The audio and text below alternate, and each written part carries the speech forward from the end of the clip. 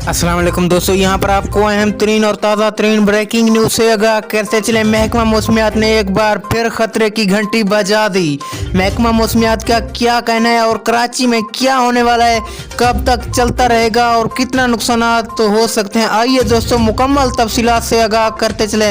लेकिन उससे पहले कि अगर आपने चैनल को सब्सक्राइब नहीं किया तो जल्दी से सब्सक्राइब कर दें और वीडियो को लाइक कर दें। महकमा मौसमियात का कहना है कि कराची में 2-3 दिनों में एक और साइक्लोन आने को तैयार खड़ा है, जो कि कराची की जानिब तेजी से आ रहा है। ये सिर्फ कराची को नहीं बल्कि ईरान और इराक और इसके बाद ओमान में भी जा सकता है और इसके बाद सऊदी अरब में भी नुकसान कर सकता है। ये बहुत ही खतरनाक तूफान जो 1 घंटा की स्पीड 200 किलोमीटर कर रहा है, ये बहुत खतरनाक तूफान जल्द ही पाकिस्तान का रुख करके आ रहा है। सब लोग पाकिस्तान के बड़े शहर कराची के लिए दुआएं मांगे, ये साइक्लोन कराची में नुकसान ना करे और कमेंट सेक्शन में आमीन जरूर लिख दें।